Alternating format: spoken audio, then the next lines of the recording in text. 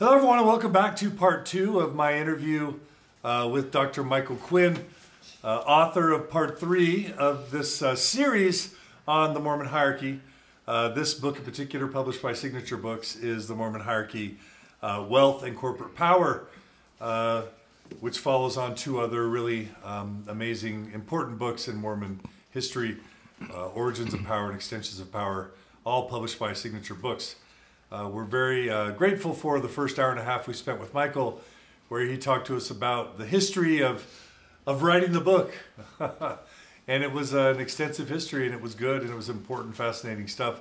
Talked a lot about the sources, about the timeline, about what did and didn't go into the book, and about, to some extent, how Michael was hesitant or even reluctant to write some of the things that he did, but how through the hard work of Ron Prittis and others at Signature Books, they were able to twist Michael's arm enough to get him to write what he wrote. So we're grateful for it. Thank you. We're not at all disappointed. We're grateful and excited. So now for this part 2, we're going to be digging into a bit more of the details of the content of the book. And I think it would be maybe useful to begin with. Let's just say that your average Mormon was going to sort of ask the question, what's in this book at a high level? What is this book about, and why should I read it? What would you say? It charts the two-prong experience of the Mormon leadership from 1830 to the present, 2017, excuse me, in business and finance. And it's been a kind of roller coaster ride for the Mormonism, because during that time period, the church generally was just barely financially getting its feet on the ground, and the leadership, for the most part, were living hand to mouth like most early Mormons.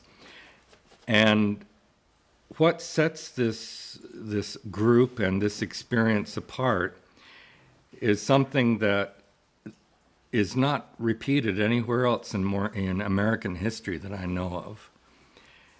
You have an organization whose assets were confiscated by the federal government for a 9-year period.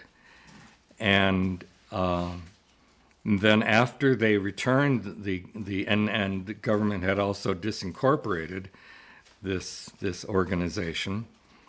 And then after the assets were returned, about every 20 to 30 years, the LDS Church was on the edge of bankruptcy. Just within, depending on how you looked at it, within a few months, few days of collapsing financially. And then in the 1960s, in the late 1960s in particular, an upward trajectory began in terms of the success of church businesses and the success of investments in stocks and bonds of national corporations, and in some cases international, to the extent that now the church is without question worth billions of dollars, and its total income annually is tens of billions of dollars. And there is just no parallel, I think, in American history. No other organization, no church has experienced that kind of trajectory from being virtually confiscated, all of its assets by the government, and then being on the verge of bankruptcy every few decades or so, and then moving from that to this current situation in the 21st century. And that's what this book tries to present, is the ups and downs, the continuities and the reversals that are involved in this remarkable journey. So when you think about the very, very early church years with Joseph Smith in Kirtland and then, you know, with Missouri coming on and then Nauvoo, How would you describe kind of the church's financial status during those early years? Well, the church was basically on a subsistence level, and most of its members were on a subsistence level during that time period. The population of the church was drawn primarily from farmers, from townspeople who worked in trades, and many of the converts were really poor.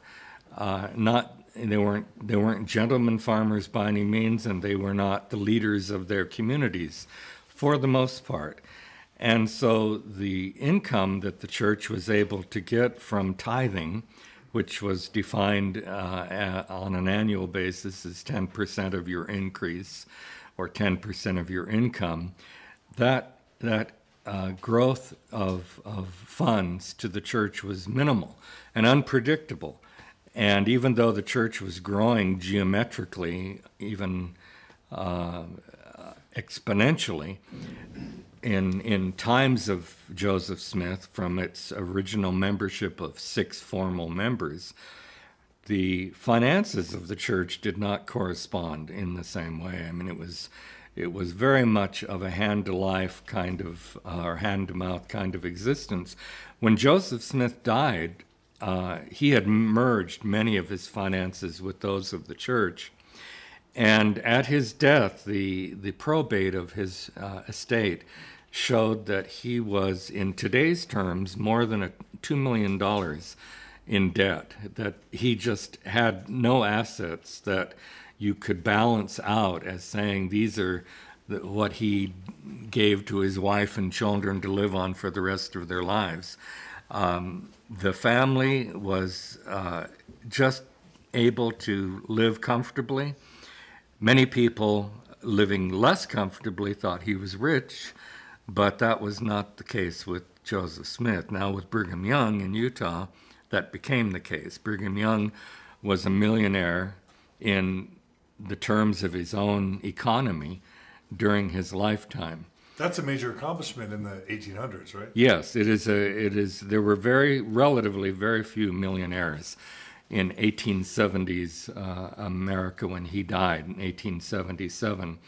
And it's not that he was unknown. There were other millionaires in Utah at that same time, but these were clearly the 1% or the less than 1% of those who could claim any assets during the 19th century. Now, the growth of the church... Real quick. Excuse me. How did Brigham Young get so rich as a Mormon prophet?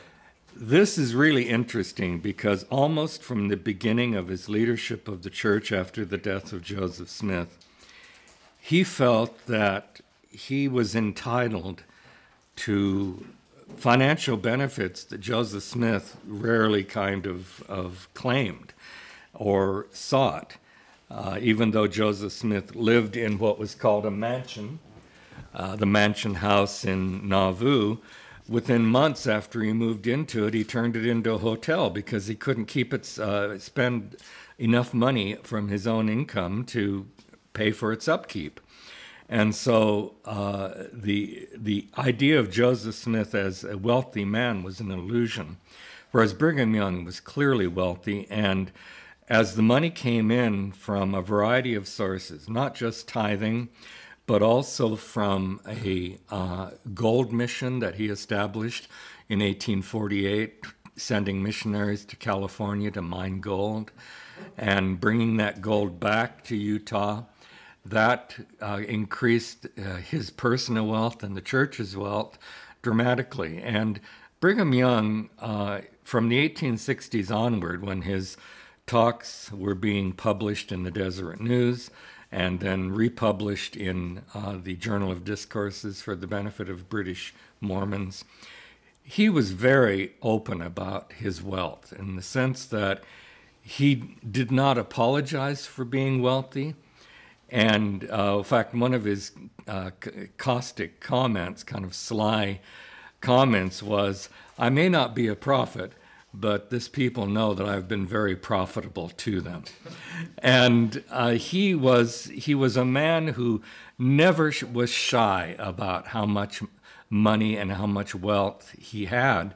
And in fact, in one sermon he gave, which I don't think I quote in the book, but he indicated that he felt that his worth as an individual should be equal to the worth of the church as a whole. That he had allowed the church, he had provided the opportunities for the church to gain its financial stability, and he felt that the labor is worthy of his hire, which is a biblical phrase, which was also a phrase used in Joseph Smith's Revelations. And Brigham Young clearly felt that he was worth as much as the church itself was worth. Would it be unfair to say he was fleecing the members and kind of enriching that depends himself? on who you'd look at. One of his wives made one of the starkest comments about his wealth in terms of the wealth of the community at large. She wrote in her diary, and this was not intended for publication, it was a private expression that she made, but she said, "I'm embarrassed to know that I am or for people to know that I am the wife of, or one of the wives of the richest man in Utah, and yet our family has so little to live on."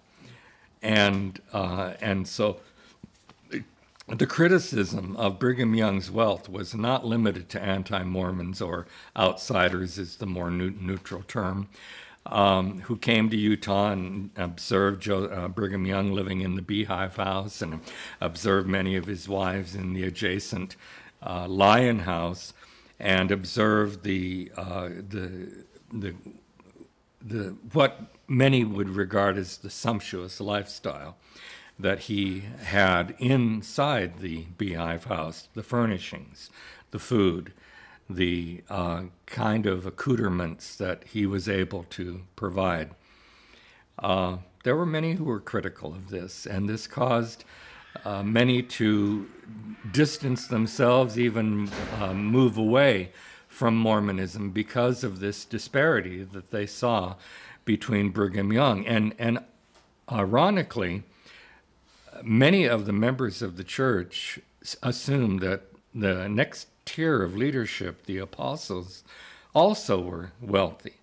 And that was not the case. And one of my appendixes in the book, in fact, it's the first one, shows during decades of Utah history, the general authorities who had less wealth than the average members of the community in Utah. And it's based on the Salt Lake County assessments on a year-by-year basis. And being in a high-level position, high priority, high status, socially and ecclesiastically, was no guarantee of wealth. And some of them were barely able to put food on the table, Orson Pratt being one of the primary ones who was just always on the edge of poverty. So you have this disparity, not only between Brigham Young's personal wealth and the wealth of everybody else, you have disparities within the hierarchy of the Mormon Church itself, where even though people assumed everyone in the hierarchy was, quote, getting wealthy off the benefits of the church, the leadership itself was no stepping stone to wealth and no guarantee of having enough money to put food on the table. Yeah, when I read the combination of at least one of his wives, if not multiple, saying that they felt like he was neglecting them financially, then there's this quote that you include, which is Brigham Young saying, "I know my standing before God and before the people.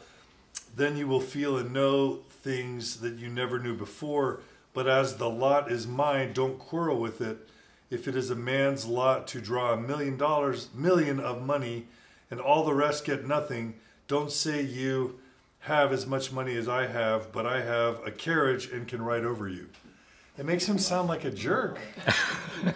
He was not ashamed of speaking harshly to the Quorum of the 12 or to the membership of the church. And those who read these sermons that he gave can be taken aback by how cruel, by our standards, he could be over the pulpit with people, sometimes naming them over the pulpit and ridiculing them or chastising them, including his wives. He didn't name them, but he would point to them in the audience, and they all sat in one location in the Salt Lake Temple, and he would criticize this group of women who, were his wives for one thing after another. Oftentimes it was because they wanted to spend his money that he didn't want to spend on them.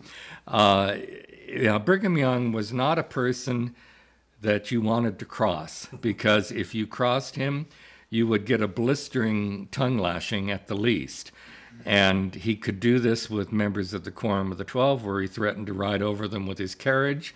Yeah. Or he could do it with his wives, where I have correspondence with Brigham Young from some of his wives where they complain about his neglect and then recount what he said to them in response to the complaint. There's the door. You can leave whenever you want.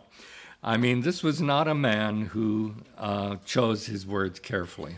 And then when you talk about disparity amongst the other general authorities of the church, you're basically saying that his son was one of the wealthy ones, whereas other First Presidency members or apostles were making a fraction of what his own son made. Right. So it's this idea of patronage, of favoritism, and it's just gross. Yeah, well, the financial side of Brigham Young's life has been something that I think most interpreters, except the most devoted to his memory and image, have commented, indicating a discomfort at the least, if not outrage or the kind of condemnation that at the same time America was giving to what they called the robber barons of America. And for some in Utah who commented negatively, Brigham Young was Mormonism's robber baron. And his claim in 1847, when he said, if I get $1 million and you get nothing, don't complain, that was, it's difficult to understand how these other apostles would have reacted to that, because in today's dollars, that would be him saying, if I get $247 million and I'm worth that much and you're worth nothing, then don't complain. I mean, it was that $1 million at that time was an unbelievable amount of money in the currency of that time period. So his net worth at death, adjusted for today's dollars, was what? No, his worth at death, adjusted for today's dollars, was more than $1 million, more than $1.2 million, and the estate was trimmed back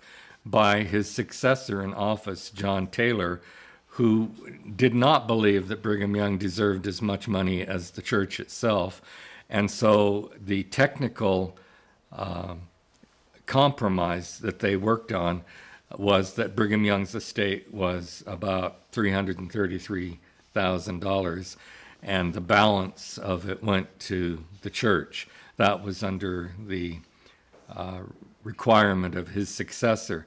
If we were to transfer that amount that was originally in the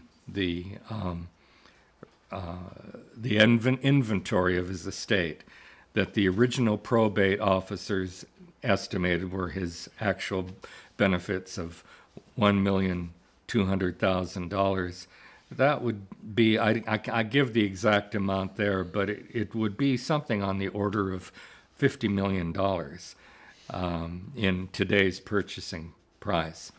Now, Brigham Young is exceptional in many ways, but he was also exceptional among Mormon leaders. No one outshined Brigham Young financially.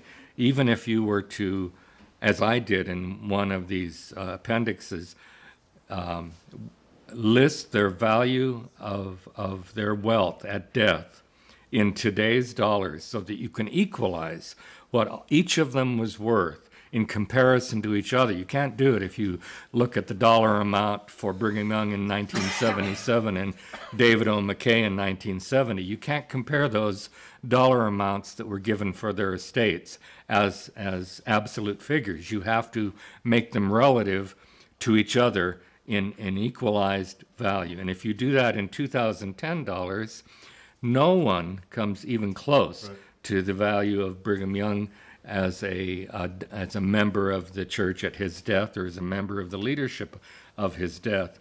What impressed me was that subsequent leaders of the church, subsequent presidents of the church, died with moderate incomes, not incomes, but moderate wealth at death.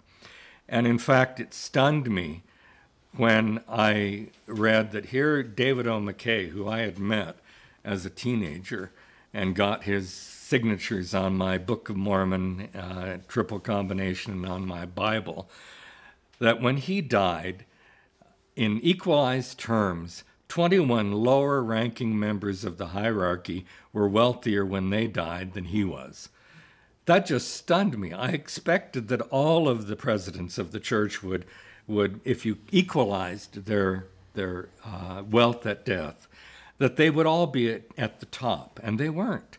That lower-ranking members of the church, in the dozens, were, in comparative terms, wealthier at death than the members of the church, with the exception of Brigham Young. Would we have known Gordon B. Hinckley's wealth at death? No, because Utah laws on which I based the research into these probated estates changed in the 1980s, and they allowed what was called an informal probate, and then they allowed, because of the rise of estates that were not going through probate, but going through private instruments that families received directly from the deceased person.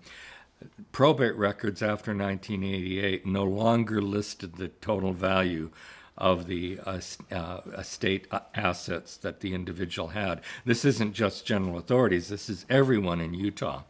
And so I was not able to assess the wealth at death, which I could assess for every general authority who went through probate prior to 1988. And Gordon B. Hinckley, for example, died long after that, and his estate was not subject to the scrutiny that is available to the public in terms of probated estates before 1988. So did you have Joseph Fielding Smith? Yes.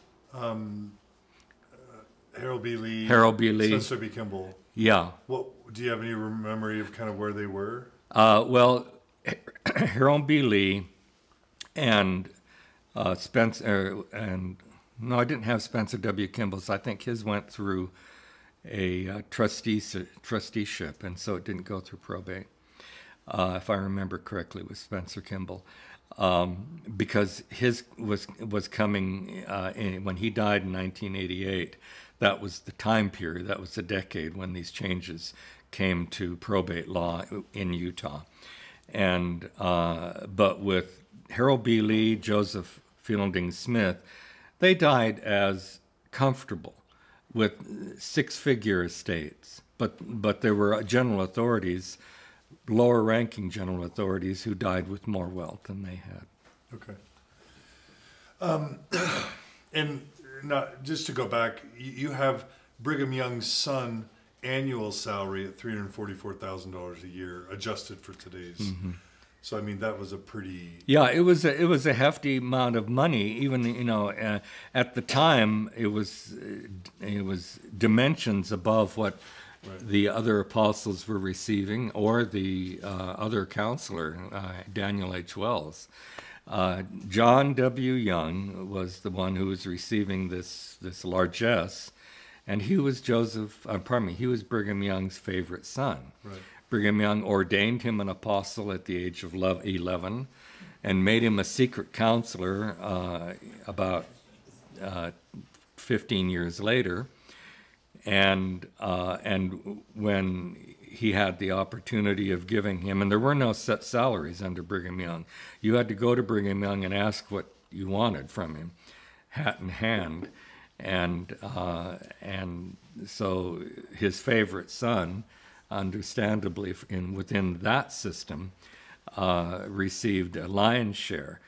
Interestingly enough, that income is higher than leaders of the church today receive. As far as you know. As well, no, I mean it's higher than they receive. Yeah. So you talk in the book about this idea of no paid clergy. Talk a little bit about the evolution of kind of what that meant and what that didn't mean. And also, if you want to talk about the wealth of any other prophets like Heber J. Grant, etc. Okay. There was this kind of, I commented about issues that involve contradictions. And on the one hand, beginning in the 1830s, LDS publications railed against the salaried ministry and salaried priests. And it was this very consistent condemnation of Catholic and Protestant in particular priests and other ministers from having support on a regular basis from their congregations or the headquarters of their church. And yet Joseph Smith dictated revelations at the same time of these public condemnations of a salaried ministry, in which he said the latter-day servants of God were worthy of hire, and you had various kinds of remuneration, financial compensation that came to the leadership, not in the form of set salaries, but in the form of benefits given to the membership, or rather to the leadership of the church by the membership. Much of this was happenstance. When the missionaries went through missions, they often went without purse or scrip, meaning without money or handwriting material, and they were given places to live and food by local members and sometimes by non-members who were generous to do that.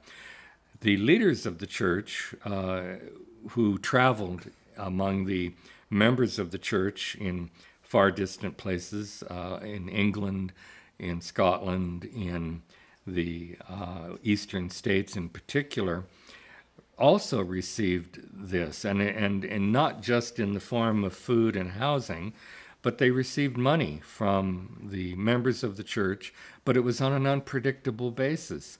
And if there was a general authority who happened, like Brigham Young, who happened to be in Massachusetts and encountered a wealthy Mormon who gave him $50, which was a huge amount of money at that time, somebody like Orson Pratt, who was back in back in Nauvoo in about the same time period, was living on hand to mouth and was not receiving contributions from the rank and file at headquarters because they thought all the apostles were well off. And it was this assumption that those who went on missions to the far-flung outposts of Mormonism in the 1840s needed benefit and needed financial help from the local members, as the local members can give it. So everything was very uneven at that time period. The efforts to set up a salary system for the first presidency were opposed by the local leaders, by the local members of the church in Missouri, and were not resumed again until after Joseph Smith's death. So what happened was, in many ways, what Brigham Young had done in the Utah period, where there was no salary, but people who wanted help financially could get it if they went to him. And that was similar. He was following in many ways what Joseph Smith had done, that the bishops whom he appointed were there for not only the poor among the rank and file, but also the poor among the general authorities to go to for the things that they needed. Very often not cash, because it was a barter system economy for the most part where Mormons settled. But the cash that did exist often went from very wealthy Mormons to build the temple, and that those were donated in cash funds to Joseph Smith, and he used it for the purposes of building, for his own support, and then for those other general authorities who might come to him. But the existence of this kind of, even though it was happenstance, was so similar to what Methodist circuit riders were receiving at the same time when they were going out, were holding camp meetings, that there was a real irony in this condemnation that was basically routine during the 19th century about hireling priests. And then it became even more ironic from 1877 onward, when this continued to be published and spoken of over the pulpit in Salt Lake City's Tabernacle by general authorities and other Mormons, when the general authorities were receiving a fixed salary, and they often called it a salary. And that began in 1877. And I found in the publications of the church that I looked at, none of these kind of condemnations in the 20th century. But in the sense of condemning hireling priests in that very, very direct way. But even down into the 1990s, I found Deseret Book publications that spoke negatively or superiorly by comparing the Mormon lay ministry for the vast majority of ordained ministers in the Mormon Church to a salaried priesthood. So they in the 20th century, it didn't directly attack priests. It attacked a system of other churches of providing financial remuneration. But even in the 1990s, it was ironic because although it was called a living allowance, the highest leaders of the church and full-time servants of the church, such as mission presidents and temple presidents, who were devoting 24/7 to the service of the church, were receiving financial compensation to live on. I mean, a necessity, just as it is a necessity in Protestant and Catholic Christianity and in Judaism and in all the religious traditions. If you have a ministry that works full-time, they have to get their support independent of their ability to support themselves through some secular job. Mormonism has about a 95% unpaid ministry, a lay ministry. But there is a significant number of men, very prominent, the most prominent ones in Mormonism, do receive compensation, which at one time was called a salary, and which in literal terms, I think most people would say, yeah, this is a salary, when they receive it on a monthly basis or a yearly basis. So the beginning of fixed salaries you can date precisely after Brigham Young's death. And the beginning of stratified societies began at the same time. By stratified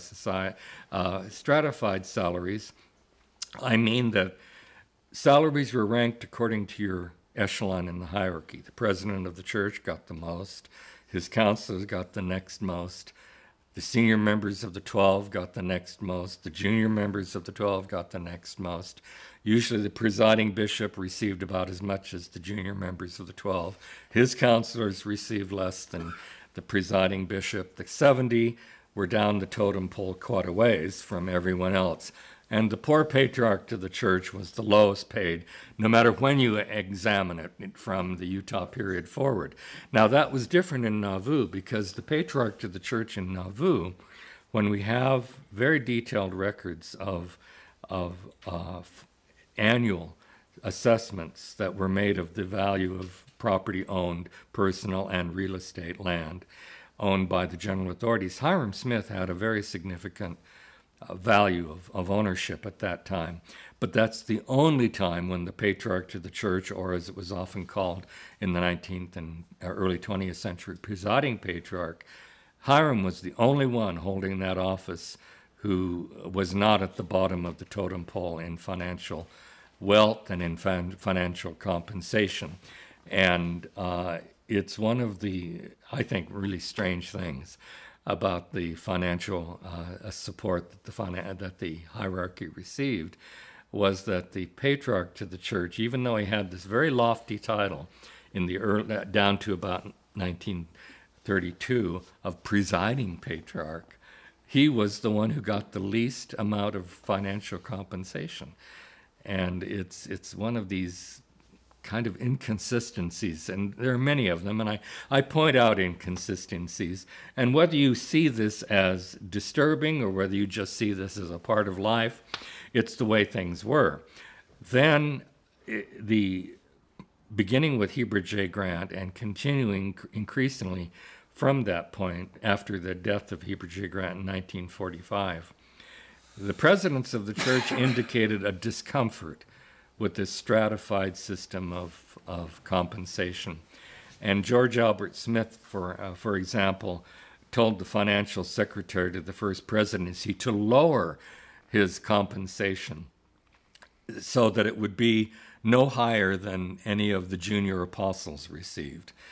Now, he didn't put himself down to the level of the patriarch to the church, but he did showed a discomfort with this stratified system. And that discomfort accelerated under David O. McKay, his successor, who became president in 1951. And in the mid-1950s, which I've dated to from diary entries in David O. McKay's diary, David O. McKay, by authority as president of the church, ended stratified salaries for the general authorities in 1966.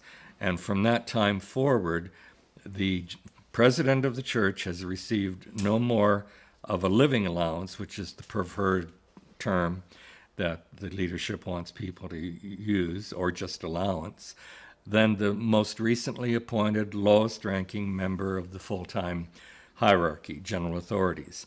They receive a standard. Now, for a period of time, even after that, perks came to members of the First Presidency in particular, and members of the 12 in particular, usually not beyond that except the presiding bishopric, through corporate directorships and officer positions, which received in addition to which provided in addition to the salary or the allowance, the living allowance, directors' fees and officer fees, and these were very significant. Typically, with the presidents of the church, whose estates I was able to analyze, they received as much as 60% of their income from these outside sources. What are some examples? Heber J. Grant is a prime example. He was a avid businessman, had been his entire life before he ever became an apostle. Even though he became apostle at age 25, by then he was already known as a businessman. He calculated that in 1 year in the 1920s, he received $5,000 just as president of all the companies he was president of in that year. $5,000 was a huge amount of money in the 1920s.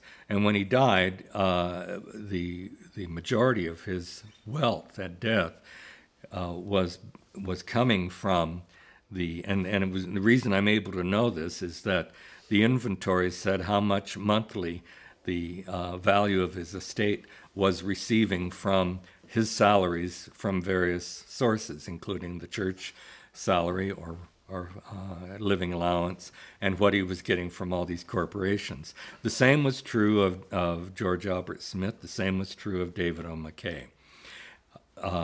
And Harold B. Lee likewise. Not as much of a percentage of extra salary, but he also was receiving a significant percentage of his annual and monthly income from corporate leadership. And that was true as well of the apostles who served as directors or officers, and certainly true of the presiding bishopric who served because they were always defined from the beginning as having a responsibility for financial and economic affairs. They were always heavily involved in corporate leadership, particularly of corporate-owned or controlled church businesses. That changed under Spencer W. Kimball. And in 1975, I think it was, 1975, about the third or fourth year of Spencer W. Kimball's becoming president, he made an announcement that he was withdrawing from corporate leadership because he wanted to devote his time to the affairs directly involved with what we would call the ecclesiastical rather than the corporate side of Mormonism. And this applied within a year to his counselors, who withdrew from most but not all of the positions of presidency. But it did not apply to the apostles and or the 70, some of the 70 were also allowed to have positions of corporate income and corporate leadership. In 1996, however, that changed for everybody. And in 1996, the president of the church was limited to responsibility for one or two core corporations of the church, including BYU, where he was the president of the board of trustees of BYU. The apostles were instructed to not accept the position of director or officer in any of the companies. And so did something happen to make the church make that big change? And that I'm not sure. I'm not sure that there was, except there was this discomfort that you find primarily in the mid-20th century forward, not so much before that, of these stratified salaries. And once the salaries were equalized under David O. McKay for all the echelons of the hierarchy, there were still these opportunities for perks and significant income coming from corporate directorships. J. Allen Blodgett, who was the comptroller initially, then the director of the church finance department, then he became director of the investments department in the 1980s. He commented that his church salary, which was higher than any of the general authorities, including the president of the church, was receiving, his church salary as a church bureaucrat, or the preferred term is church administrator, was higher than any of the general authorities, and that his annual income was 40% from all these directorships, that he very often served on the boards with other general authorities who were favored, in his term, he used the term, favored with appointments to these boards. And so, although I cannot, in that time period, from the 1970s and 80s, assess the income that was being made annually by all these men, because the evidence just isn't there. The data are not available to me. It's very clear that those who were extensively involved, and I have an appendix where I talk about those in 1983 and 84, in directorships and officer positions in corporations, were receiving a very significant portion of their annual income as an addition to the standard income that they were receiving as equalized salaries or equalized compensations from the church. That ended in 1996, but I don't know what triggered it. In the article you did with Peggy Fletcher Stack about your book, there were some quotes that were kind of shocking to me. So I'll just read a couple. Though the church has enormous wealth, none of the leaders are getting rich off of it. Though the church's financial trajectory, that the church's financial trajectory, as well as the self-sacrificing actions of its hierarchy, is an enormously faith-promoting story. If everyday Mormons could grasp the larger picture, they would breathe a sigh of relief and see the church as not a profit-making business. And then, it was truly humbling to see these men who preside over an institution making tens of billions of dollars, turning the funds back to the benefit of the rank and file. It basically, and I'm just telling you how I perceived it, it's almost like you took whatever was released by Mormon Leaks, that $120,000 number, and just said, well, that must be all that these brethren are receiving. But, you hear about, there's the option of salaries, then there's sort of whatever expenses they incur that we don't have transparency into, whatever living allowances they may be afforded. No, the salary is a living allowance. That's one and the same. They are not separate. Okay, so there's no living allowance. Well, let me get to the question in just a second. So then you hear about, book deals that they can get through Deseret, right? Possibly that even sometimes ghostwriters may write. We don't know if they're loans. We don't know if they're vacation homes, tuition waivers to their children, possibly, or grandchildren, access to, corporate jets or church resources, and then any other boards or businesses that they're involved in. We really don't know what the total compensation would be for the First Presidency or the Quorum of the 12. And so to jump and just say, well, it must be 120 for all of them, do we know enough to be able to say they're really self-sacrificing and that it's an inspirational sort of story? Well, the salary and living allowance are one and the same. They're not separate things. And so the 120,000 that the letter in 2014 stated specifically that it was being raised to that level as of 2014. That was for every member of the general authorities, from the president of the church down to the newest member of the First Council of 70, and probably also the second quorum, because they're full time for that. So you think 5 the or 6 salary's years. The same for all it's of the them? same for all of them. For President Monson down to makes $120,000 salary. The salary, whether you call it salary or living allowance. Now, in terms of book deals, that is a private thing between the Deseret Book or Seagull Press or whoever is the publishing arm, and in many cases, the Deseret Book has bought many of these, what had at one time, like Bookcraft, been in semi-independent press, and they're now under the umbrella of Deseret Book. But these are individual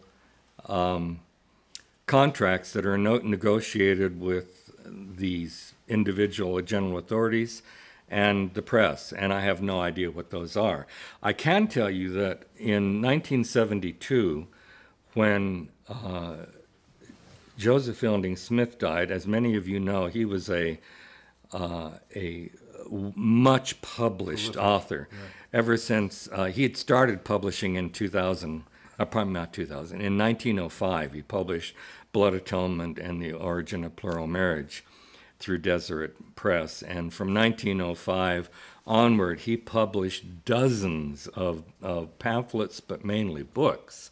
And when he died, the probate of the state gave what his 6-month royalty check was from all of the publications that he was publishing through Deseret Book. And at that time, he wasn't publishing anything in Bookcraft. So it was limited to Deseret Book. And his 6-month income, that in 1972 was $6,000. So an annual income of about $12,000, which was sizable, but not enough to live on in 1972. What local people are paid now, I have no idea. But not everyone who is a general authority publishes. And I have heard through the grapevine that some general authorities are certainly more popular with the reading public than others, and that books that have been published under the imprint of Deseret Book by or about a general authority or by a general authority, very often simply compilations of their talks, which they have not separately written as a book, have not sold well. So, that's going to be a very different thing even between those who have contracts. I can't comment on the size of those, but and it's an if, but he died as president of the church. If Joseph Fielding Smith's example is significant, when he had so many, dozens and dozens of contracts for which he was receiving, and he was still getting royalties off blood atonement and the origin of plural marriage since 1905. He was still getting royalties off those in 1972 when he died. So all of those royalties amounting to a total of around $12,000 in 1972 is significant, but not a huge amount of money. And so I would think that it's similar. If you look at President of the Church, and they always have books of usually compilations of their talks or biographies about them, sometimes which are co-authored or, like you say, ghost-written, where it's an autobiography, but somebody else has done most of the work on it. If it's a biography, they're not going to get the royalties. The royalties are going to go to the rank-and-file Mormon who wrote the biography, like Eleanor Knowles, and the books that she wrote about general authorities in the 1980s and the 1990s. But the royalties, I don't expect, and I think this is a reasonable conclusion, are going to be that much larger than their annual support than Joseph Fielding Smith's was in 2000. In terms of vehicles, that's separate. They don't receive, as far as I was given information in fact, at one time I knew the manager of the church fleet, and it was the international fleet. He was over all of the vehicles owned by the church and operated by the church or missionaries throughout the United States and throughout the world. And the cars that general authorities have were being donated by the car dealers, the wealthy car dealers in Salt Lake. They weren't getting church fleet cars, unless they were somebody that was not on the radar of a wealthy car dealer. And so somebody told me, I mentioned this at one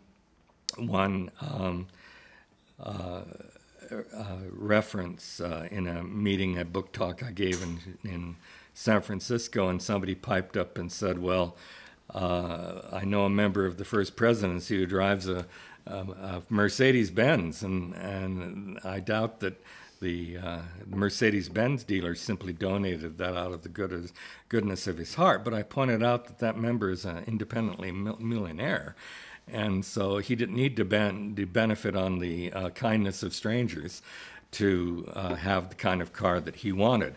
I know, for example, in conversations that I had with the Smith family, Joseph Fielding Smith and his wife, who was quite a down-to-earth person, they drove around in a Rambler at the time that he was president of the 12 and then later president of the church. And she would do all the driving. And that's what they accepted. They didn't want anything pricey from the man who was giving these automobiles to the members of the church. The members of the church, the hierarchy members. Whether it went below the 12, that I don't know.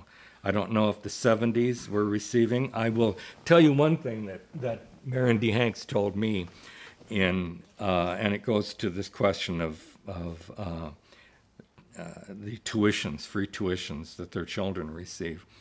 Marion D. Hanks and I maintained a friendship for decades after he was my mission president, and every time I was around him, mano a mano, he would talk to me about church headquarters, and he'd started doing this during my first interview with him as a missionary. I have no idea why, but he would talk to me in great detail about things one would say are private or scandalous or whatever, about conflicts and church headquarters and abuses of power that he perceived at church headquarters. He was very open about this. Well, anyway, my wife at the time and I, and she knew him independently of me through family connections, visited his house one time and had dinner with President Hanks and his family. And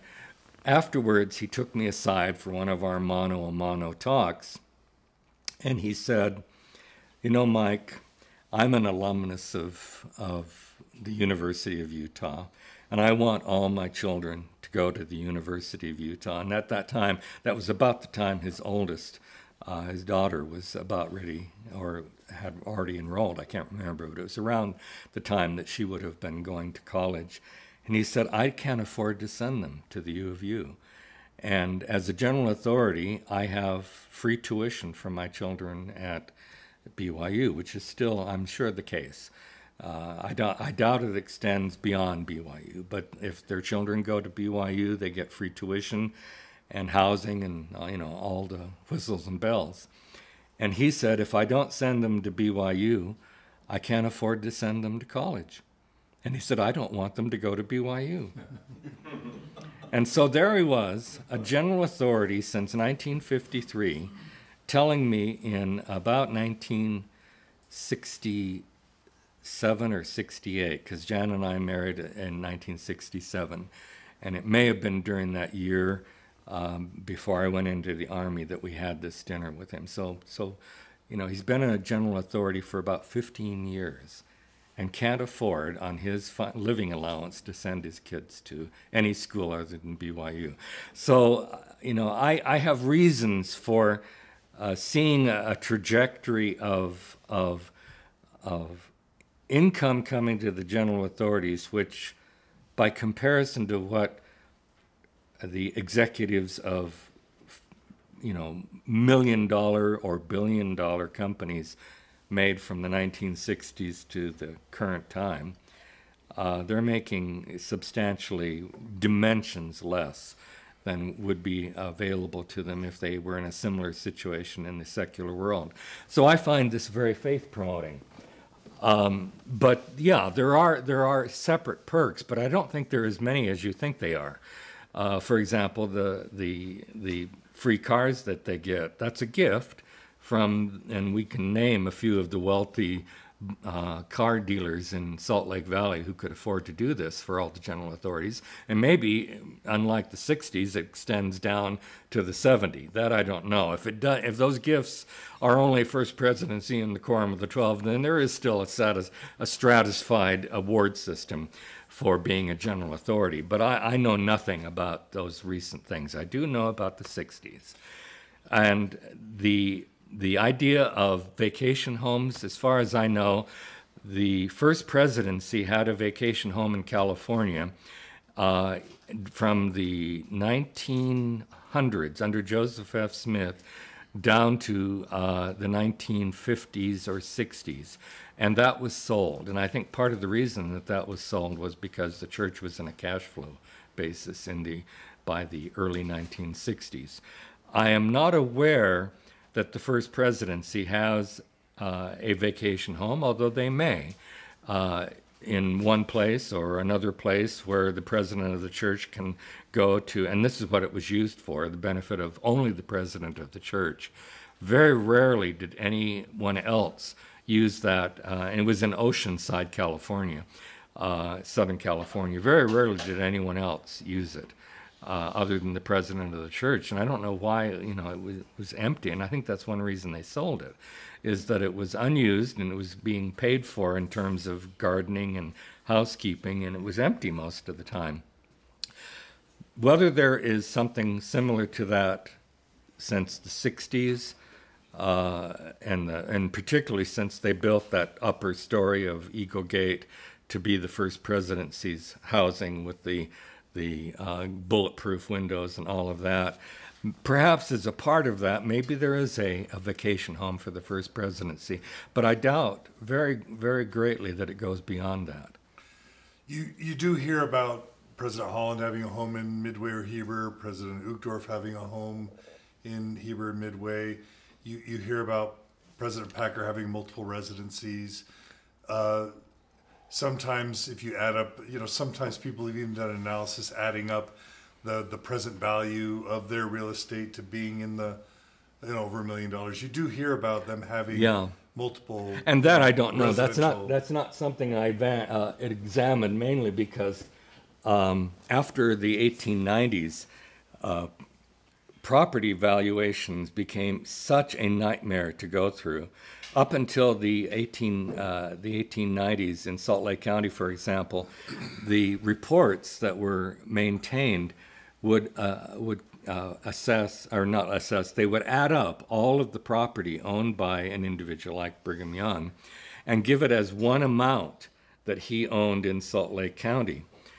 From the 1896 period onward, when Utah became a state, they adopted, I guess, what was a national pattern of listing every parcel separately.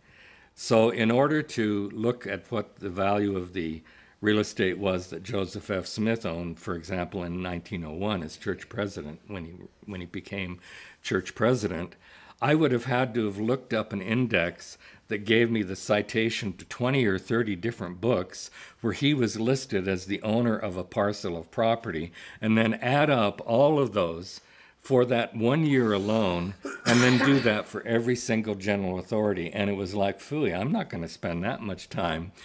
And so my analysis of the property ownership does not go beyond the 1990s. However, I can refer back to Marion D. Hanks about this question of living in an expensive home. From around 1968, when I think that was the time, because I went into the military in June 1968, so it was sometime in the year between my marriage and going into the military, we'll say spring 1968, when he couldn't afford to send his children to college other than BYU.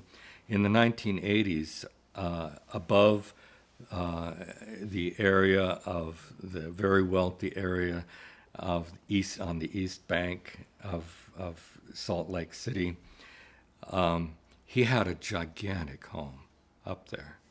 Gigantic. I mean, the windows must have been 50 to 100 feet tall. And they were these, windows that looked out on the valley. And somebody pointed that out to me who lived in that stake, and I was a counselor in that stake at the time. And I was just amazed. And then I found out that somebody gave him that house. Some very rich Mormon bought that house for him. Right, and that kind of is my point.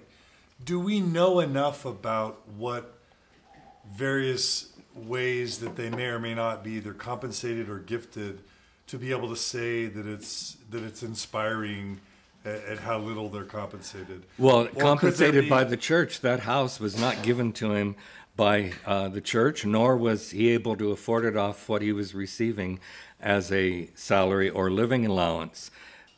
He could not have, from my understanding, even in the 1980s, have afforded to build a multi-million-dollar home up on the up above there. And so, if you look at the church's resources, whether it's gifted cars or gifted houses, that has nothing to do with what they're receiving from the church. It has to do with what wealthy people, out of the goodness of their hearts, whether they know them personally or not, have gifted to the general authorities. So it has nothing to do with the finances of the church. Sure. It would only have to do with what type of lifestyle they live. It does have to do with lifestyle. And at a certain point, Marion D. Hanks's lifestyle went from not being able to pay his children's tuition at the University of Utah to living in a multi-million-dollar home in 1980s dollars. And that was an enormous transition. But from what I was told at the time, it wasn't because his income had increased that much. Right. Yeah, so I'm just saying, maybe it's true that the Quorum of the 12, the First Presidency, live super modest, get super modest incomes and, whatever. Well, I can speak of this, but I'm not at liberty to speak in terms of identifying in any way that could be, I think, taken back to the source. But I know family members of a current member of the General Authorities, and not, in fact, an apostle. And in conversations with them, they said they visited him in his home, and he has a very modest home. Okay. And it's a home that he built from his own money, not something that was provided to him by the church, and that when he became an apostle, he lost 60% of his income, or general authority, when he became a general authority.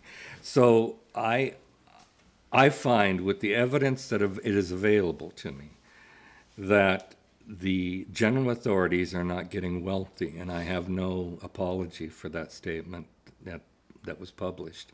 They are not getting wealthy off the church.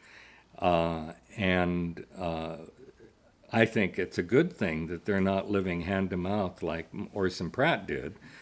And I think it's remarkable, as I said, that if you equalize all the money that the members of the hierarchy were worth at death, it's totally mind-blowing to me that dozens were wealthier than both George Albert Smith and David O. McKay at death. Now, Heber J. Grant was different because he had a very large income through all of his corporate activities and investments and all. And so when he died, in 1945, he died with an estate of around $239,000 net. That was huge in 1945. And so he was not outriched, so to speak, or in wealth by the junior members of the hierarchy, as were George Albert Smith and David O. McKay. So I find this faith promoting. No, that's great. Maybe it's true. I'm just wondering sometimes I wonder if we have enough information to really say conclusively, one way or the other. But. Well, if you're looking at somebody like Uchtdorf was independently wealthy when he came. He's not a good... As a pilot, yeah. He was not... Well, he was also a vice president of Lufthansa, right. Not simply a pilot. Right. And you can't look at him and look at his home or look at the cars he drives and make any assessment about other members of the general authorities who were... Their highest position was the president of BYU. Before or a clerk, or not a clerk, a jurist on the Utah Supreme Court, whose salaries are a public record. And the BYU president is not the compensation is not like a Harvard president. For example, the 20,000, I mentioned this, and I didn't know this at the time, the 120,000 standard salary for all general authorities as of 2014. I mentioned this to the group I spoke to in San Francisco, and Bob Reese, who you may know. And have you interviewed Bob Reese? Not yet. You haven't? Okay. Well, Bob Reese, who was a former professor and then a former administrator at a high level at UCLA and is now living in Salt Lake and is an adjunct professor at GTU, Graduate Theological Seminary, piped up when I commented on this set salary of $120,000, and he said the president of the American Red Cross earns $1,200,000. Right. And it's a nonprofit; it's a charity. Right. Earning $10,000 more than the salary of the president of the church. Right. And I told my son this, and he said, that's an outrage for a charity executive to earn that much. Well, presidents of BYU don't earn anything close to what presidents of Yale and Harvard, and they earn more than $1 million a year. Sure. And when you compare that with the president of the church or the Quorum of the 12, who are not only supervising a multi-billion-dollar church. But the Canadian annual report demonstrates that the highest bureaucrat in Canada, as of the time of the standardized salary being $120,000 for all general authorities, the highest member of the bureaucracy in Canada, a rank-and-file Mormon, not a general authority, was making more than double in his salary.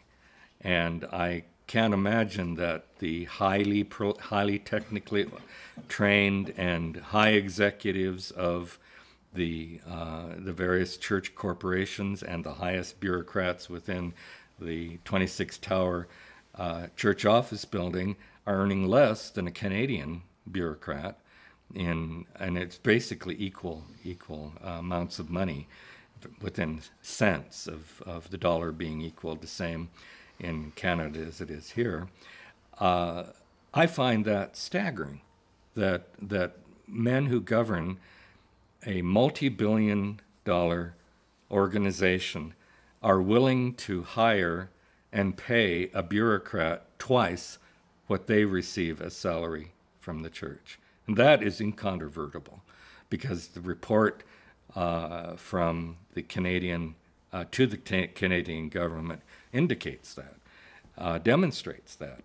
And so, to me, this is a remarkable story of sacrifice and of devotion for a group of men who are certainly compensated enough to live comfortably, but not enough to be wealthy.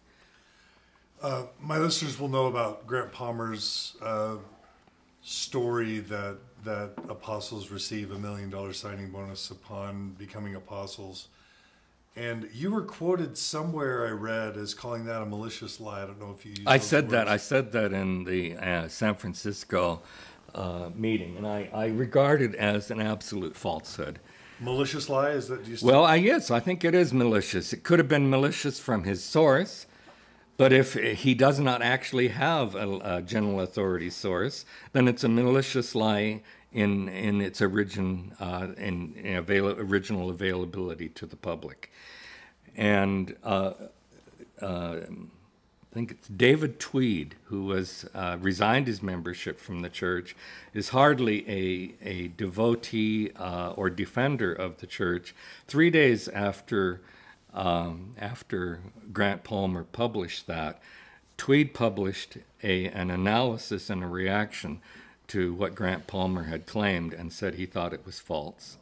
And he did his best. He bent over backward to say, just because somebody says things that are not accurate or not true doesn't mean they're a bad person, which I think is very, is really interesting to say that about Grant Palmer. Many ex-Mormons are not willing to say that about Joseph Smith. And yet his conclusion was that he just simply did not believe that claim of $1 million gift to a new apostle. And again, from the family of one apostle, I do know that did not happen. According and it's to a what living. they know. What they know, according to what they know. Right. And you're right. I mean, I hear skepticism in the tone behind your comment, and that's right. I mean, it's what he was willing to tell them, and that they know on their own. But he lives in a modest home. That's not a matter of conjecture. And as far as they know, that's his only home. And I just find that claim, even though I think it's reasonable, I think it would be, as a claim, I think it would be reasonable to give $1 million to a new general authority so he would not be struggling in any sense, or 100,000 or whatever large amount. And for me, I've been living hand to mouth most of my life. So for me, when I get $500 for something, that is a large amount of money. But having said that, I think it would be reasonable to give a large amount of money to a new general authority, even down to the lowest member of the 70, so that they would not be in any way diverted from their attention to their welfare of the church and its members throughout the world by struggling for financial issues in their own lives. I think it's reasonable. But that claim that Grant Palmer has made, I just don't think is true. And I think it was malicious. Malicious either on the part of the person who told him or malicious in its first publication. Sort of a let's hurt the reputation of the brethren. Of the brethren. Let's make something up. Let's tell you what you already think. Let's give you something that can validate your assumptions that these men are in it for the money. And I would suggest that you read David Tweed's, although he signs it as D. Tweed, or pardon me, David T. He signs it as David T., but he acknowledges his background as an editor of the blog that he was editing at the time he was brought before a court of love, disciplinary council, and then resigned his membership. I find it persuasive that not only me as a believer in Mormonism to the present, and as a believer that these men are prophets, seers, and revelators to the present, at least they have the title, they have the right to receive revelation from God. And I believe that.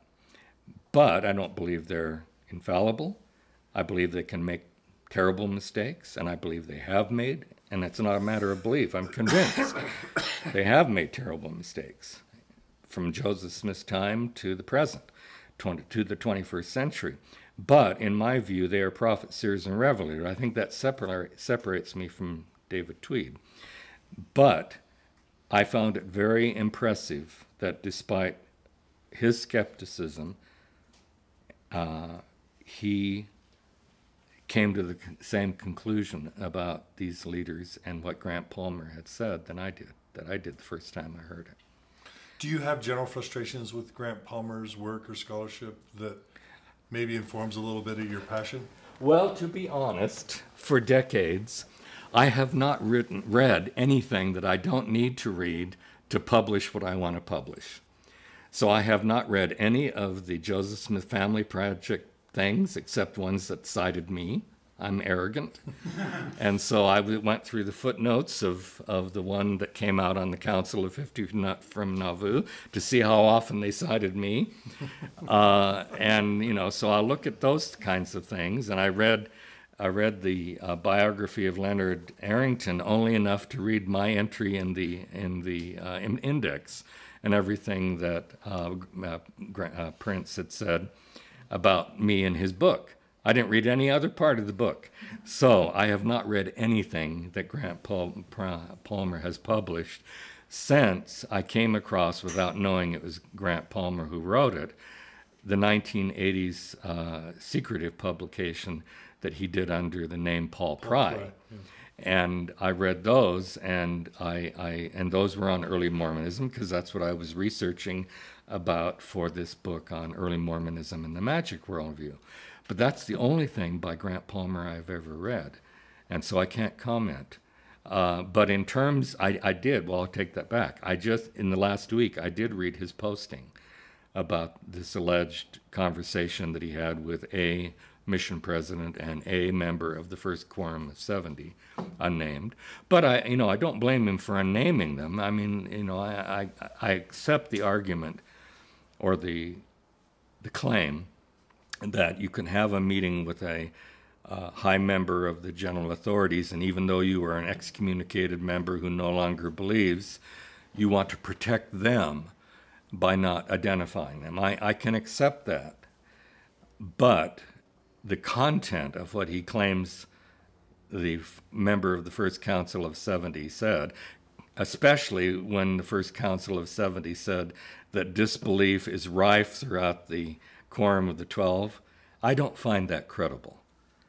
And I see that as telling you as non-believers or as transitioning Mormons what you want to hear about these corrupt men who you believe are the ones who are called prophets, seers, and revelators. That is my conclusion about what Grant Palmer published. However, like I say, it could have been that he had this interview with somebody who was a disaffected member of the Council of 70 and who said this, and that therefore he was the liar. but I simply regard it as a malicious lie, no matter who originated it. And having not read Grant Palmer's work, do you still have opinions favorably or unfavorably about his contribution as a writer? Well, I can't, because all I've read Okay. was So Paul no Pry, and so I really have no view. Okay, no, that's no problem. Did you get a sense for total value of assets for the church worldwide as a whole? And that's a very common and logical and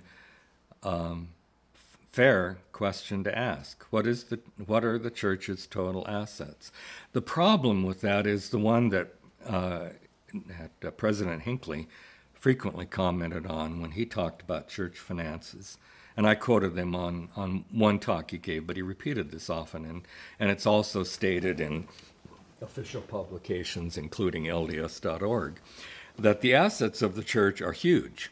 And the assets of the church include vast amounts of land, but they consume money. They don't produce money.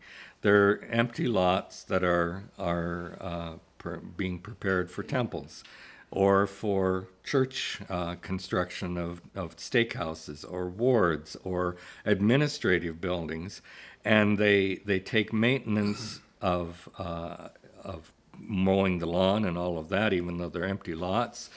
They have a certain amount of security that is involved in that is paid for by the church, and the church has to pay if it isn't specifically being used for church structures. They have on this unused land. They have to pay taxes on this unused land. Once it's used for an administrative or temple or church building, then it's tax-free under U.S. law. And that's the real problem, is that the vast amount, and what the percentage is, I have no idea, and I'm not sure that I ever knew. I used to read these first, and not first, but presiding bishopric reports. They went on for pages about all this stuff. And I just, my eyes would just roll back when I was reading these reports in the 1970s. And so I was only interested in very specific things. What is the total tithing revenue? And if it had given total revenue from church businesses, I would have, but very rarely it did. And what is the total amount of income that the general authorities received? I would Xerox those kinds of things. But all these details that showed the assets and those, and that are net, what the net assets, and that's really the question you're asking. What are the net assets that after you subtract all the taxes, all the maintenance, all the purchases, what are the net assets of the church? I never paid attention to, even though those were in those presiding bishopric reports.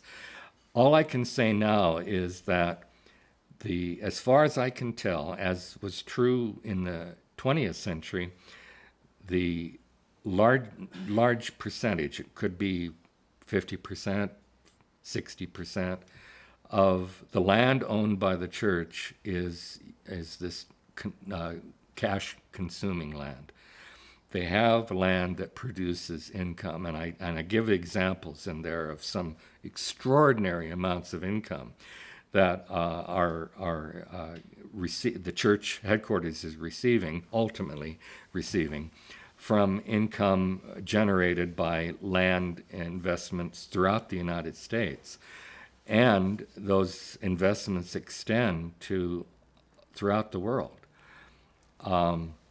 However, in other parts of the world, the tax laws vary, and they don't exempt as many things as American tax laws. So I didn't get into that. I just acknowledged what I could find in the international church, as I call it, or the UK, Canada, the Philippines, Australia, and New Zealand, and what I couldn't. But the one thing that I'm unable to do, and no one really can do without those annual reports of that detail, is to separate out what are net assets. So I can only estimate them in the multiple billions. They have multiple billions of net assets. Tens of billions, hundreds of billions? Well, in the tens at least, because and I've heard... They say 2% of the land in Florida is owned by the church. There are these massive holdings in Brazil. Well, and in some states, I think it's in Nebraska, I quoted a newspaper investigative report that in Nebraska, the church is the largest private holder of land. I think it was Nebraska. I always get that mixed up with Iowa. But it's like I can't distinguish Washington State from Oregon. I continue thinking of them as the same, and I always mixed up my references to them. But the church is indeed highly blessed or with owning land. Some of it nonprofit, some of it profit. But my understanding is that, again, that it's a majority. But multiple billions, I mean, people have mocked this conclusion I have that the church tithing as of 2010 was 33 billion. And that if you add... So that was a conclusion you made in the book, that you estimate $33 billion a year in 1910, in 2010 alone. And that corporate income is, depending on the lowball estimates, which Bishop Burton said were 10%, or if you go by what I think are the continuation of Eldon Tanner's statements that it's 40 to 45%, add on to that the commercial income.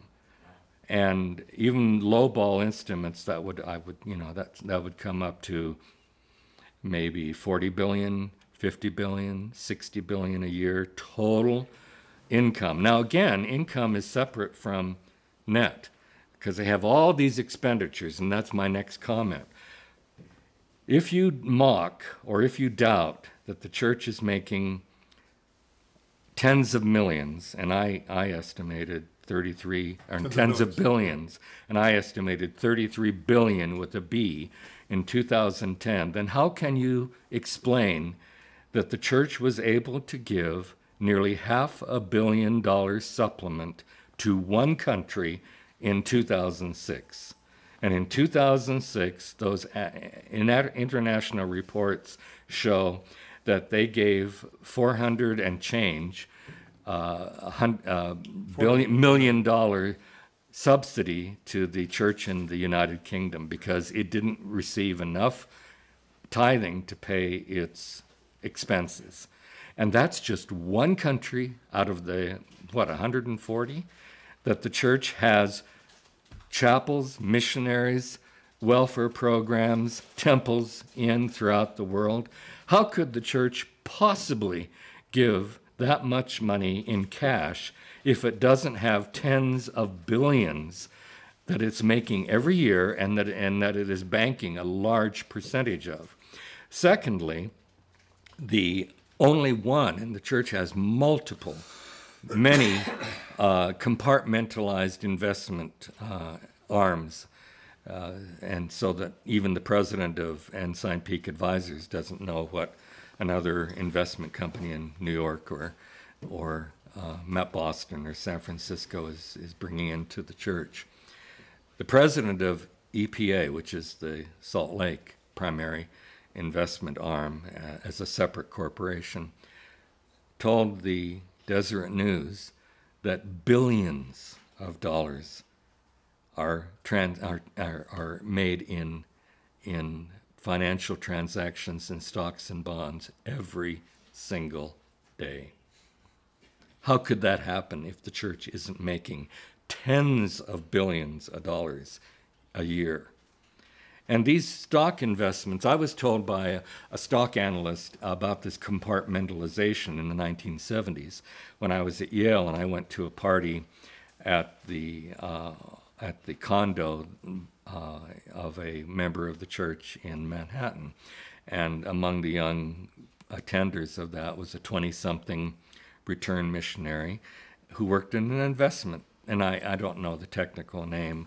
Alan Blodgett told me I used the wrong name, but to me I'll just call it an investment company that dealt in stocks and bonds. And so I started talking with him once he told me that what he did, and especially when he said that he was in charge of the church portfolio. And so I asked him more questions about it. And this is the summary that he gave me in December 1973 or 74. I forget which year it was. Probably was December 1974. But in that early 1970s period, he said that all of the, and again, I'm probably using the wrong term, but all of the investment houses in Manhattan had Mormon accounts. And every one of them had hired an active card-carrying return missionary to govern them. So I asked him about what if, and he said in some of the transactions involve money that is, or rather the stocks and bonds that are donated to the church. And I said, well, what happens when you get R.J. Reynolds stock? Or some of the J.B. Beam stock donated by somebody who's a non-Mormon, because many non-Mormons for decades have donated sizable chunks of money to the LDS Church. And he said it's a click of a key, and we immediately sell it for the best price we can get for a stock or bond that fits the ethics of the church. So these stories and rumors that the church owns millions of dollars in R.J. Reynolds or whatever, and how hypocritical allegedly the church is supposed to be, that may be true for 1 second between the time one of these Mormon return missionaries, card-carrying temple recommend holders, gets it on his screen and hits a key to sell it at the best price he can and buy a stock or bond that fits the ethics of the church. Now, at the time that this fellow was talking to me, he said not only does every major investment house in Manhattan, and he said every one has a Mormon account, and he says, I have no idea what these other friends of mine, and some of them were his friends, are managing, because that is private information with each of our companies. But he said that's what the church wants. They want it compartmentalized. And then he went beyond that. And he said they have similar investment companies in Boston, and they have other investment companies in San Francisco and in Chicago. And that's the way he described it from his personal knowledge as one of these managers in the early 1970s. I imagine that has not changed. And so this president of Ensign Peak Advisors, who is the principal, I'll call them investment house, for the church portfolio in Salt Lake City, is only one part of that story. And that other part of the story is scattered everywhere throughout the world, and I'm sure it's international now. I'm sure that we have similar things operating in Canada, in its major financial centers, in London, in the European, the Bourse, and the German stock market, in the Nikkei. I'm sure that this is true wherever the church has faithful return missionaries who can be hired by an investment house, by whatever names that those are technically called, throughout the world to manage the church's portfolio in all of these financial centers throughout the world. This is the church's financial reality. Right.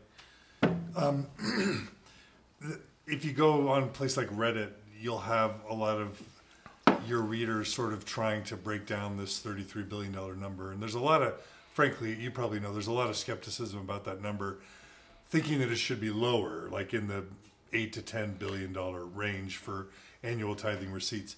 And I'll just read one analysis, but there's many. They say if you just assume 5 million active Mormons in the world, suppose each of them pays tithing on gross, which is probably a stretch. To get 33 billion, each of those 5 million members would have to be earning $66,000 per year. That's implausible for a few reasons. Not all the 5 million members have full-time jobs. There are kids, people, stay-at-home spouses. I don't think most pay on gross. $66,000 per year is way above average in a lot of countries where the church operates. Is that from Mormonism 101? What do you mean? Is that quote from Mormonism 101? This is just from Reddit. Okay, well, I think it was taken from Mormonism 101, which I have a copy of here. I don't know who the author is, but it sounds to me like word for word from his posting. You mean the person? Yeah. The person who posted it. Well, no, I don't know the person. They could have borrowed it from Mormonism 101, but I don't know who came up with these figures. But let me indicate the problems I see with that analysis. The person who created that analysis, first of all, faulted me for choosing 33 billion as and he said that judging from the figures that Quinn gives, it should actually be, and he says it should actually be 352 million a year. And so he faults me for million. Okay. He says 352 million a year, not 33 billion. So he wants to reduce it by 10 times. And then he comes up with his own analysis, and even though he said that it would be more reasonable to say 350 billion, his analysis is 3.5 billion, is what it really should be. And all that is a 10% reduction of my rate.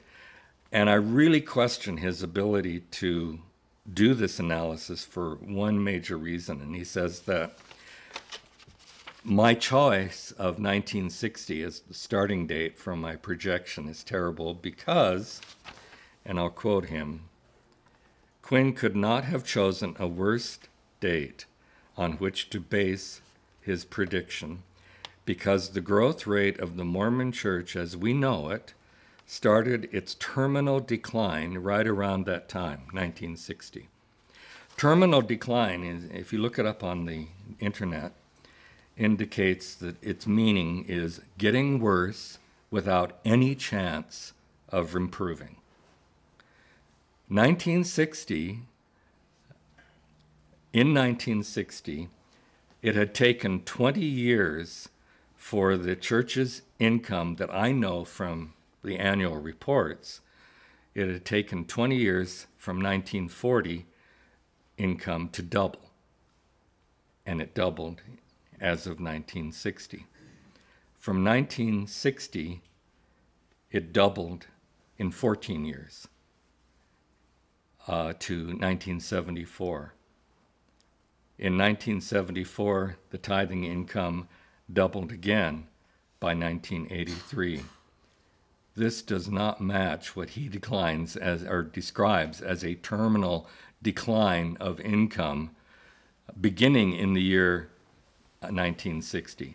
So I think he's just blowing smoke up wherever he was intending it to go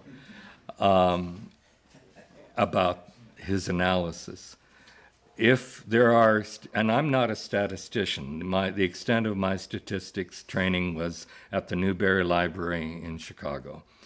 And it was a course that ran for social historians using data for historical purposes. So it was very focused. It wasn't statistics in general.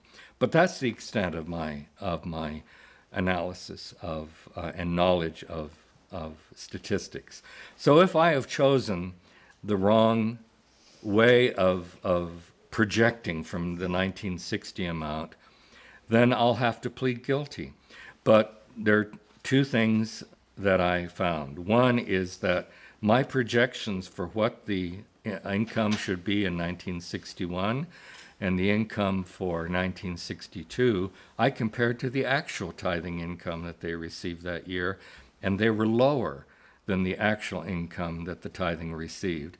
The reason I think 1950 to 59 is a very good choice for assessing the average annual income of tithing to the church is that was a decade when the church sent missionaries to war-torn Europe, to war-torn Asia, and to Latin America in large numbers, and were spending a large amount of money in converting people who were primarily impoverished barely able to put bread on the table because of living in war-torn countries, or in Latin America, where 1% of the population owned 95% of each country's wealth. And so I think that the tithing that came in during the 1950s is that level of annual growth is a very good measure for here and now when we're expanding into the international church. Now, certainly my straight line projection doesn't take into consideration massive disaffections, and I'm convinced that from my sense of what's been happening with ex-Mormons and Mormons for Jesus and various groups, including many of those here, including myself, who's been excommunicated, and I no longer pay tithing.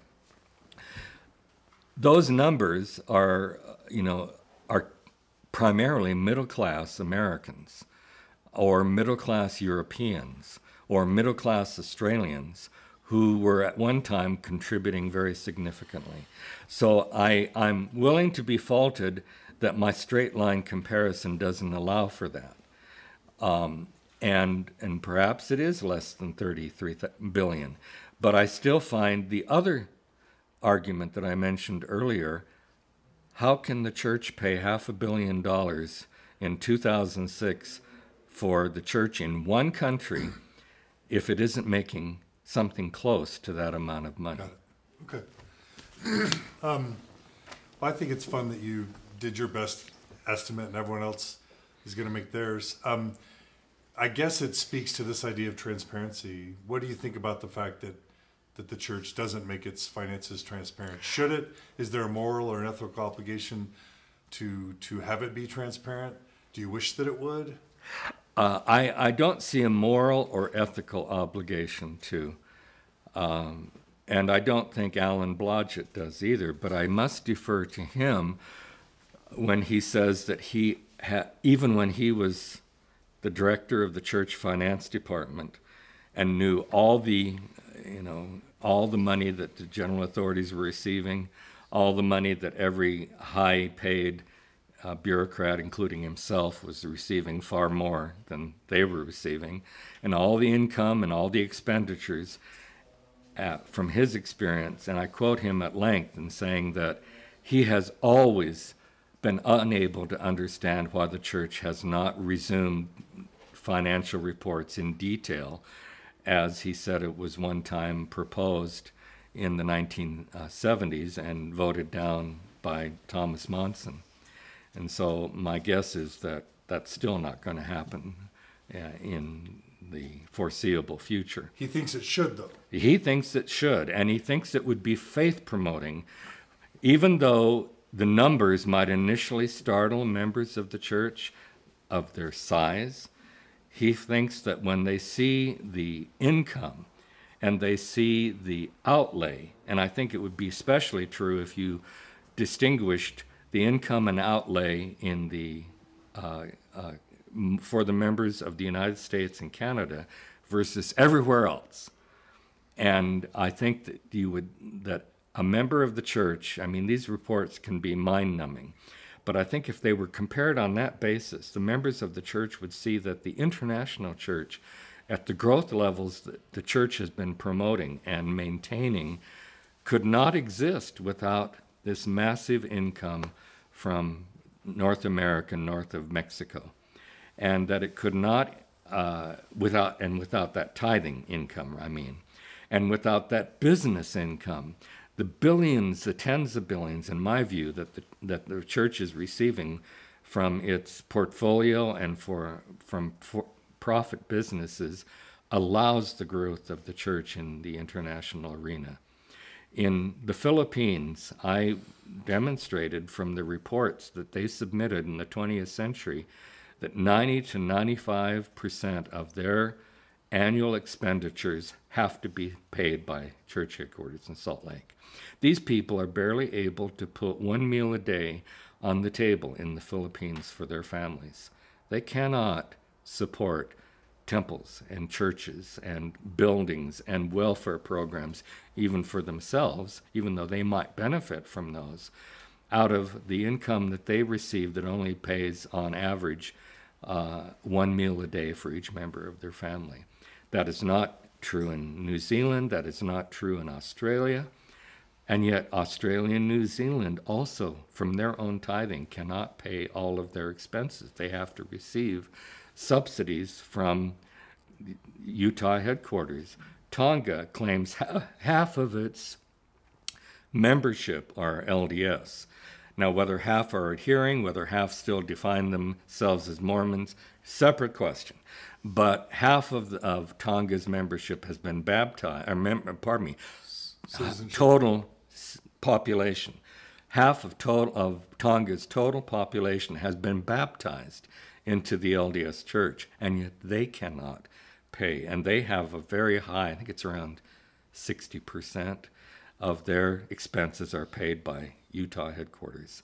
And England, despite all of the years since 1837 that the church has had a presence, significant presence in the United Kingdom, they required a $500 million subsidy from church headquarters in 2006.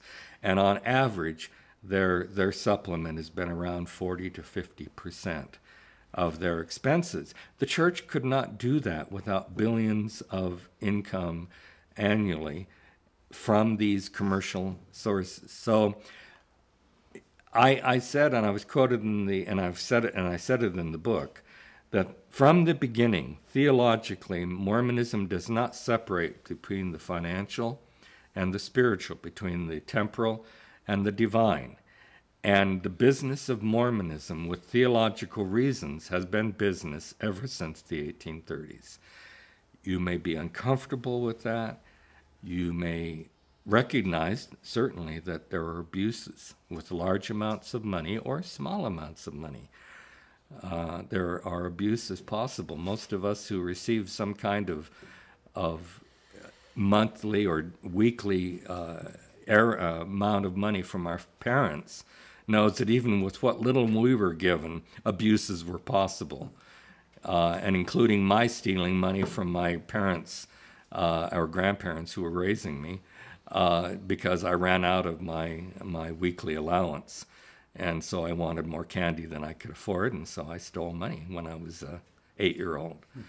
And those sins were washed away by baptism. But you can deal with human realities even at that level, where we're dealing with pennies and nickels and quarters and dollars and cents, and where we're dealing with thousands, tens of thousands, millions, billions. Yes, there are possibilities of abuse.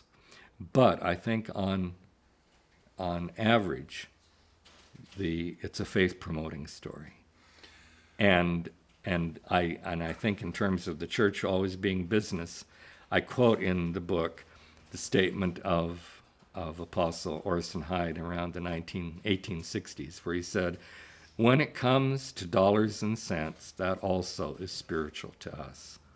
That's the Mormon worldview. It has been from the beginning.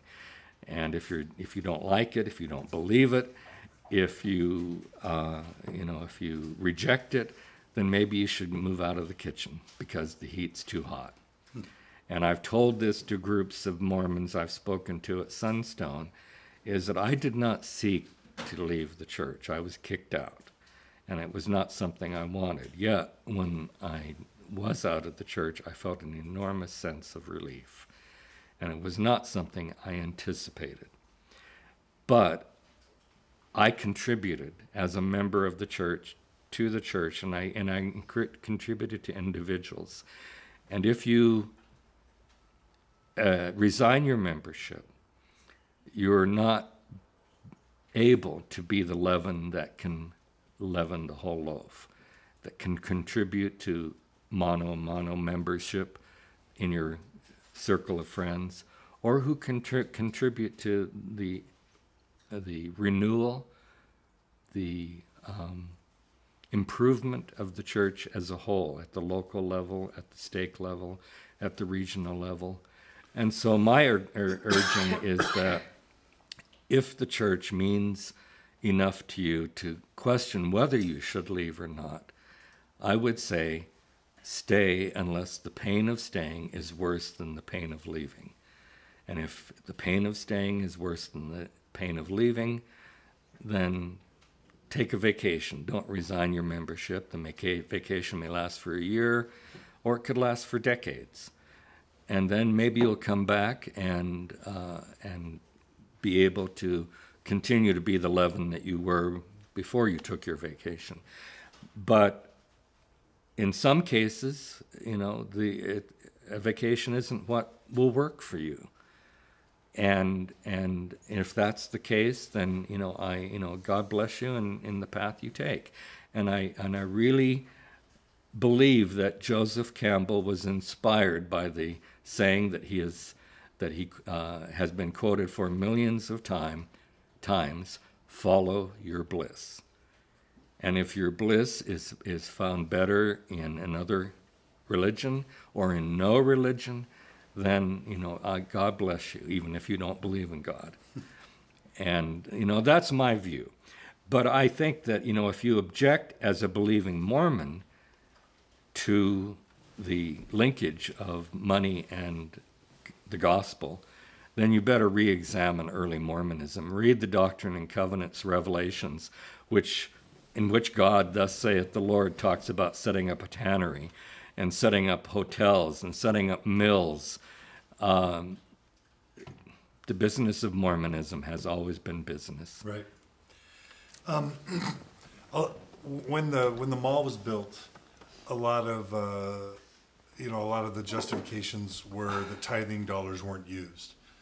But of course, we have to think about where'd the money come from to purchase the temple. So a lot of people asked if you have any insight into, how tithing, what happens when the tithing comes in. Is there some time period where it's used as tithing? Is there some sort of grace period or process by which tithing money gets transferred to these other commercial interests, such that then that money can be used for some of the profit, gaining endeavors, etc.? Do you have any insight into that? I have some, limited, since I'm not a money person. I'm a socialist by choice, since I was in my 20s after I returned from a socialist country and realized that the mocking I had done of its socialism was mocking values that I treasured as a Mormon, in feeling that governments have a responsibility to all its citizens and that no government should allow poverty. Having said that I'm a socialist, having said that I've struggled financially most of my life, I have no objection to people being wealthy. And my reading of the church's accounts that I was able to do in the 70s indicated that, the accountants had all of these columns that one thing or another were put into for income, and one thing or another were put into in terms of expenditures. And I just couldn't be bothered with those details. So I was most interested in what is the total income from tithing, and now in writing the book, what is the added income from commercial sources, and then what are the expenditures that I can trace. Up till 1959, the church was given an account of expenditures. Only in 1915 was the church told what the annual income the previous year had been from tithing. And there's a misconception that continued throughout those reports. That didn't. It was only in 1915. But I really think that the church has not a moral obligation, not an ethical obligation, but a reasonable expectation. In my view, it's a reasonable expectation that revealing those details, as massive as they might be, but revealing them in a way that would be understandable to general readers of the reports, or listeners if they're read at General Conference. I hope they won't read them again. But if they make them available to the public, that will benefit the church in the long run. And I think that this issue of how much comes in a expenditure like the $1.5 million that they've acknowledged, I think it's double billion five. Billion five, excuse me. Do you think a billion. It's three, I think the mall was 3 billion. I think it's double that, because even the Salt Lake the Salt Lake Chamber of Commerce indicated that it was 5 billion total in improvements in Salt Lake. Well, the mass of those was like the black hole of city center. So I think it was close to double, if not actually double of what they've acknowledged, the 1.5 billion. But how long they had tithing, I don't think those are the kinds of questions that are significant, because it's like that the income that financial guy mentioned to me or described to me in the 1970s. Liquor company stock came in, lasted in the terms of church ownership 1 second. As soon as it took time for the financial offers to see it on his screen, right, and he sold it and bought something else that was consistent with the church. It's such a revolving account. They have what they called, and I think the term developed under Counselor J. Reuben Clark, the reserve fund. The income that they, from all sources, but especially from tithing, that they do not allow to be spent, but instead is used for bank income, interest income, and then later stock and bond in diversion and income. And then, there are the amounts of money that go into nonprofit companies, and then the amounts of money that go into profit companies.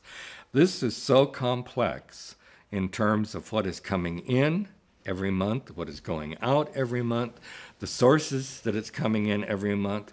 I'm not sure that even the best architect of church finance at church headquarters, if he or she knows all of the answers to those questions, I'm not sure that they could explain how much, even to an audience of the Quorum of the 12, how much time they held tithing before they spent those dollars on, let's say, the something that might not be strictly ecclesiastical.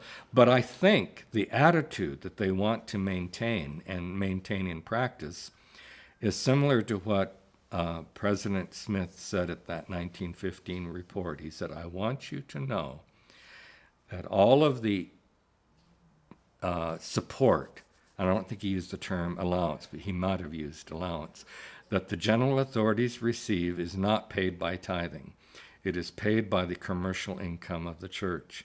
And I think that philosophy is what they use, not only for the amount of money that's paid to temple presidents and mission presidents during their service and general authorities during their service, but the money that is paid to employees as standard salaries.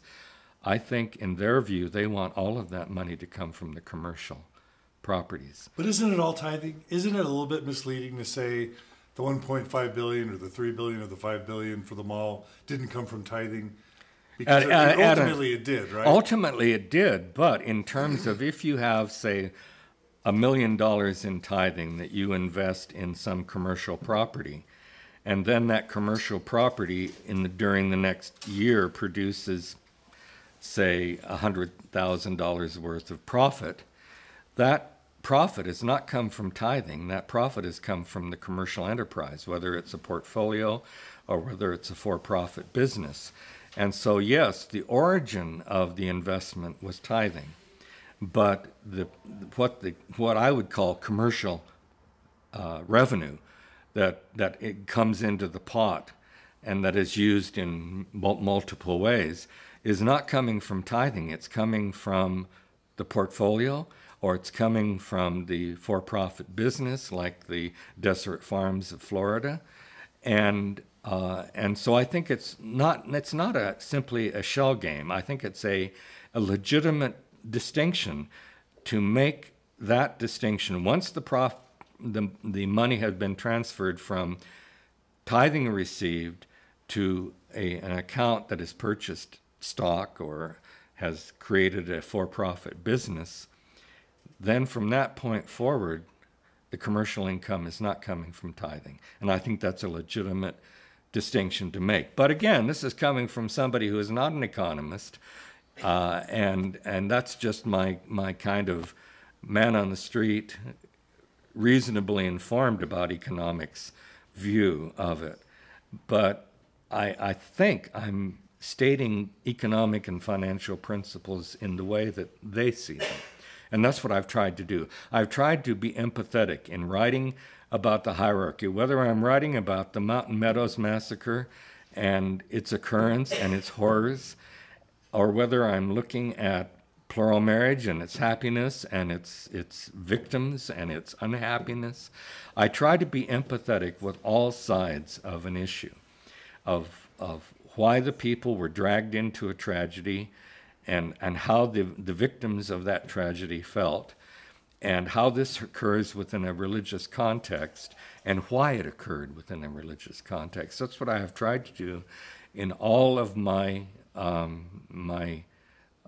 hierarchy books. And I have members of audiences like this who have come up to me and say, I want to thank you for writing a book that took me out of the church. And my answer to them is, thank you, but that is not why I wrote it. But if in any way it has benefited your journey as a human being on earth, then I'm great. I'm glad for that. And so this effort at empathy is what I've brought to that book. And I've tried to present this material not as a whitewash, not as an apologist for the church, but as somebody who's trying to look empathetically at, this is their worldview. This is how they tried to implement their worldview. These are the mistakes they've made, including John W. Young and Brigham Young, in their accumulation of wealth, and including, and I refer in a footnote to an embezzlement that occurred at a massive level in the 1960s, not by a general authority, but by an accountant at headquarters. These are the dark spots, but I've tried to highlight also the light, the faith-promoting things. And I've tried to emphasize that because I think within the worldview and the context of Mormonism that I have seen, with all its dark spots, that there are a lot of praiseworthy things in this Mormon experiment that has been going on since Joseph Smith's treasure digging days in the 1820s, that was pre-Mormonism and yet was Mormonism in a way. And I find so much to admire, even though there are church policies which from the beginning have curdled my blood, to the most recent one in 2008. And I cannot apologize for policies like that. I cannot defend a policies like that. But I acknowledge them as part of the tapestry. They're part of the mosaic of Mormonism. And that is what I have tried to do, and tried to fill in a lot of the gaps in that mosaic. And historians are limited by their access to evidence and by the survival of evidence. And most evidence has disappeared, has been destroyed or ignored and gone to dust. And so the best a historian can do is provide a mosaic, and only insofar as the evidence allows him or her to do. And in my mosaic of Mormonism, through all the books I've published, I find it ultimately something that somebody can understand and read, even as a general reader, and say, I can still remain a faithful believer, but I have to adjust what I think I'm believing in, because it's broader, it's more complex, it's got more lights and shadows than I ever thought it did. And that's how I've approached Mormonism, and I think that's the kind of message I would like others to take from my books. But I must acknowledge that I have had mano-a-mano conversations with men and women who have thanked me for taking them out of the church because of what they've read in my books. And I knew from the beginning that that was a possibility. And I still felt that for me, it was a moral and ethical and professional obligation to create a mosaic without taking out any of the pieces that were black. that has to be part of the mosaic.